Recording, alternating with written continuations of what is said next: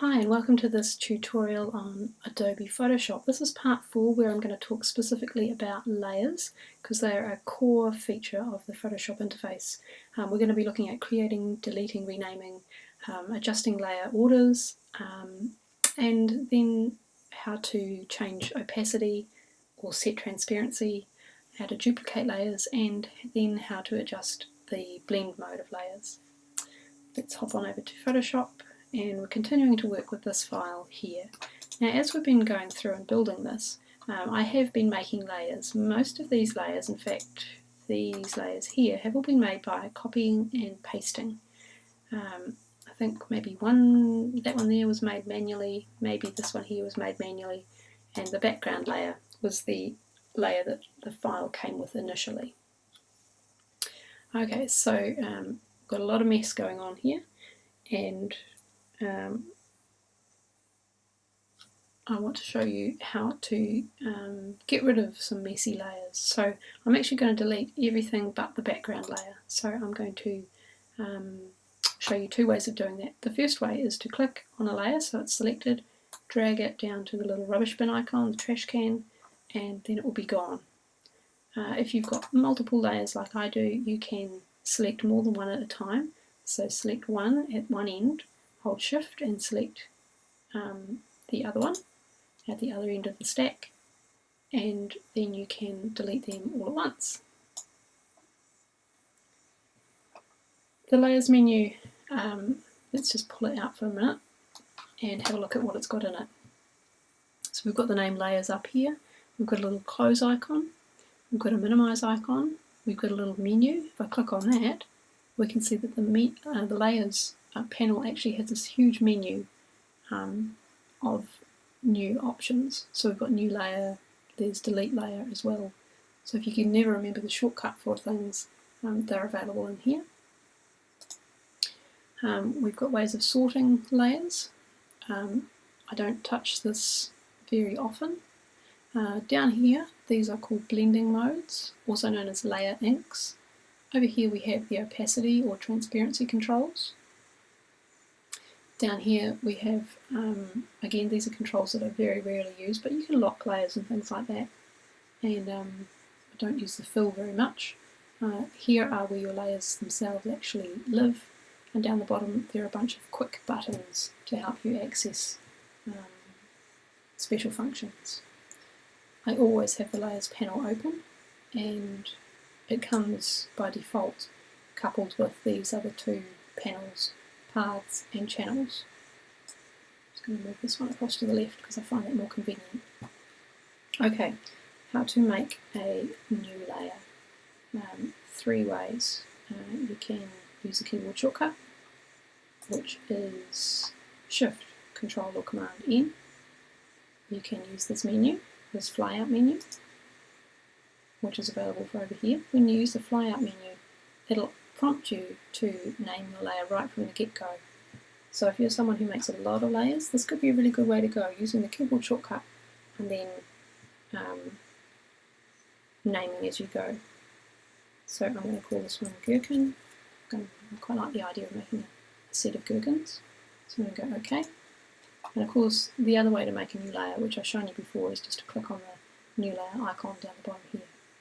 When I've made a new layer, the thumbnail gives you a preview of what's on there, and I can see at the moment that there's nothing on there. If I turn the visibility of the background layer off, we can see that there's this little grey and white checkerboard.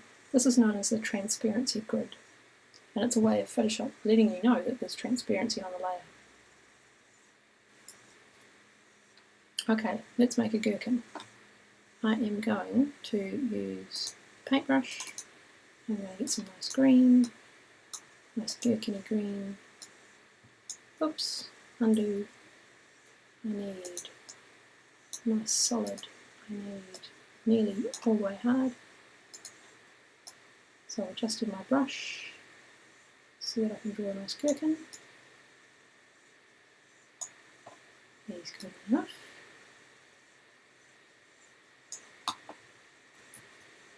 Right, now I would like to put some eyes on the gherkin, so I'm going to once again get a new layer, and I'm going to call it eyes.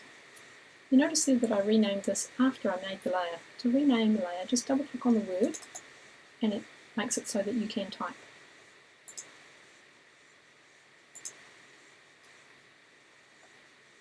Okay, I want the eyes to be circular, so I'm going to use the elliptical marquee, and I'm just going to draw one eye. Now because the gherkin will have two eyes, I'm just going to make one and then duplicate it. I want pure white for the background of the eye.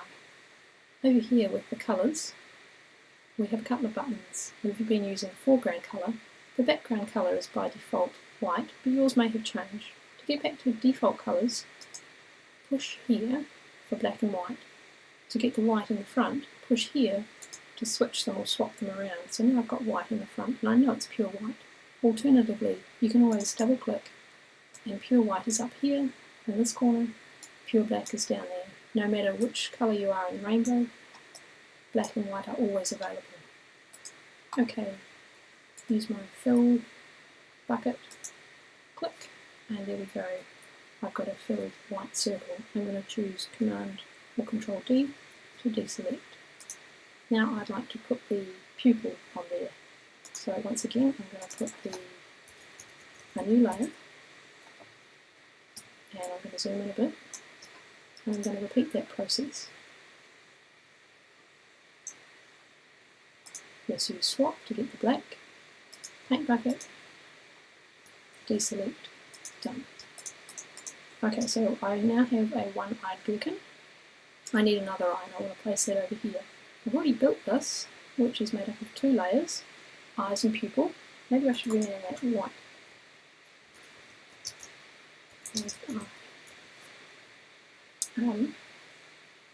So I can duplicate these two to make a copy. So I'm going to select both of them because I want a copy of both of them.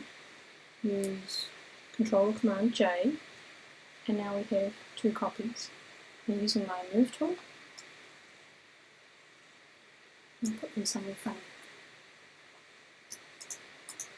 One thing I haven't shown you is basic transformations. If I want this one here, this copy larger or smaller, I count Edit and then choose Free Transform. The keyboard shortcut is Control or Command T. I use this one a lot. It'll give you little handles.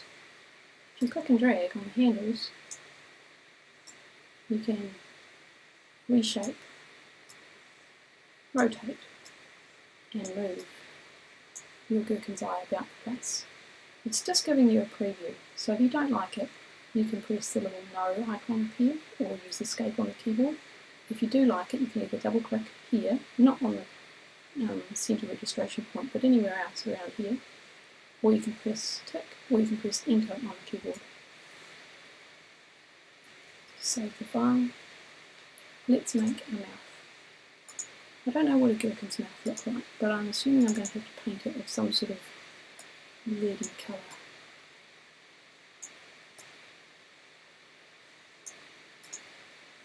That's too big.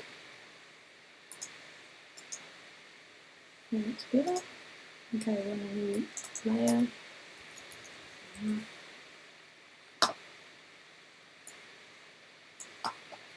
Look at little gherkin.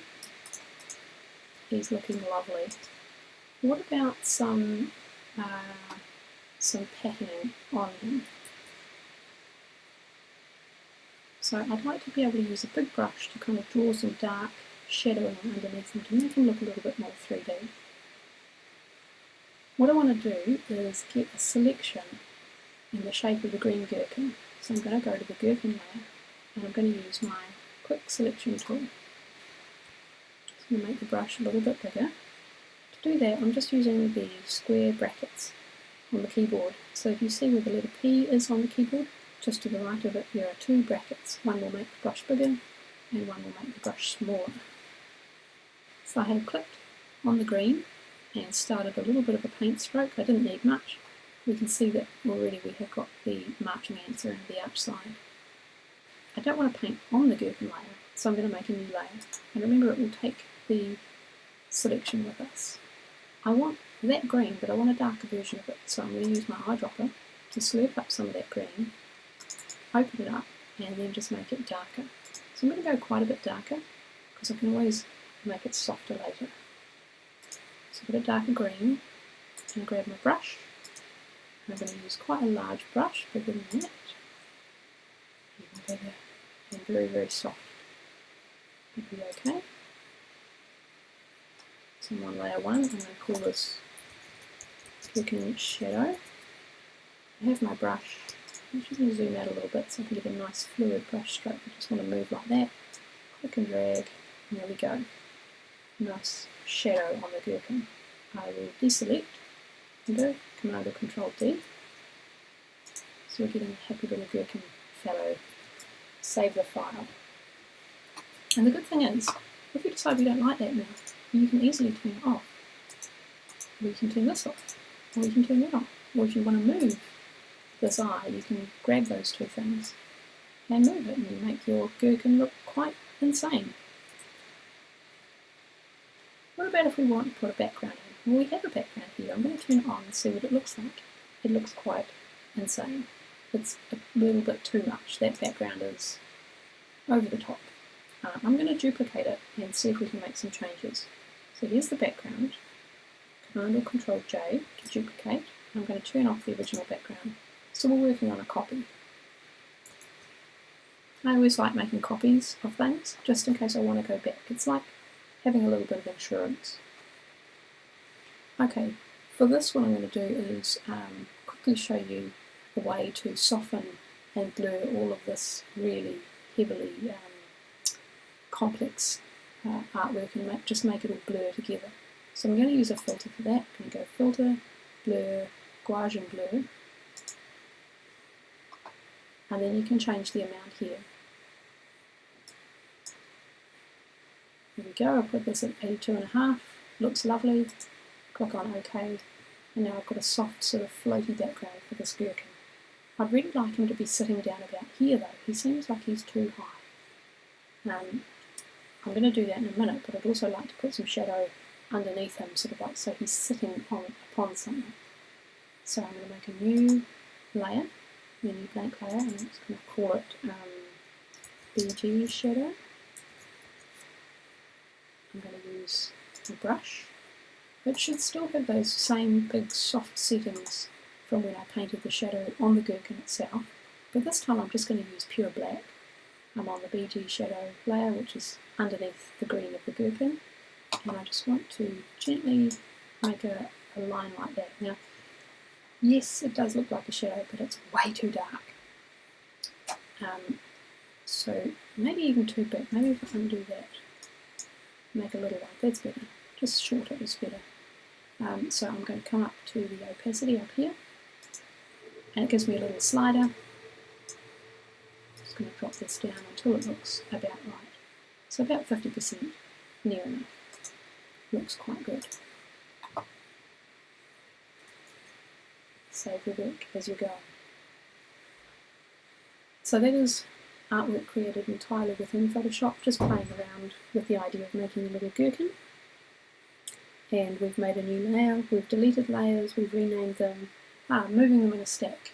Okay, so what if I move the shadow above to the top of the stack? Let's do that. Click and drag, pull it all the way to the top, and now we can see the shadow is in front of the green gherkin. So if you get a problem like that, you can just click and drag and move your layers around.